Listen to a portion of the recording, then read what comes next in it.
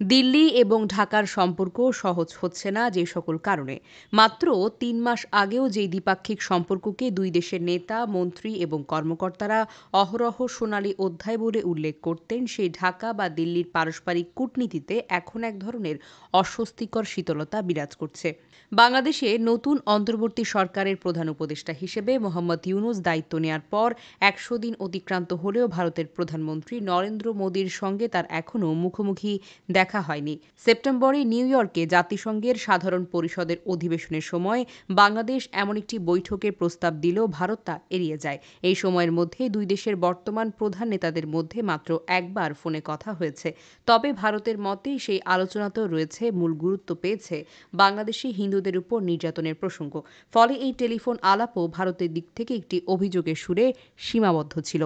গত ৮ আগস্ট মোহাম্মদ ইউনূস শপথ নেয়ার দিনেও প্রধানমন্ত্রী মোদি তাকে শুভেচ্ছা জানালেও দায়িত্ব গ্রহণের জন্য অভিনন্দন জানাননি তিনি। এটি পর্যবেক্ষকরা বিশেষভাবে উল্লেখ করেছেন।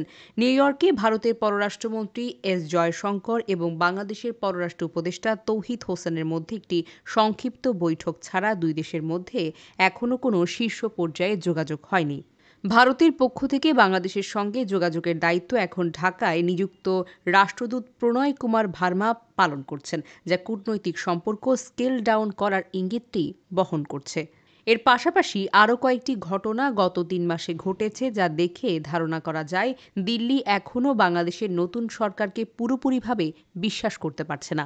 যেমন ধরুন, প্রায় ৪ মাস হতে চললেও ভারত বাংলাদেশে তাদের ভিসা কার্যক্রম কার্যত বন্ধ রেখেছে। শুধুমাত্র জরুরি মেডিকেল ভিসা ছাড়া অন্য কোনো ভিসার কার্যক্রম কার্যত চলছে না। ভারত জানিয়ে দিয়েছে, যতদিন না তারা মনে করছে পরিস্থিতি স্বাভাবিক হয়েছে, ততদিন ভিসা ইস্যু করার আগের কার্যক্রম পুনরায় চালু হবে না। তাছাড়া ঢাকা কলকাতা মৈত্রী এক্সপ্রেস এবং খুলনা কলকাতা বন্ধন এক্সপ্রেস এবং ঢাকা শিলিগুড়ি মিতালি এক্সপ্রেস ট্রেন চলাচলেও কয়েক মাস ধরে বন্ধ রেখেছে। তবে পণ্যবাহী ট্রেন চলাচল কিছুদিন আগে পুনরায় শুরু হয়েছে।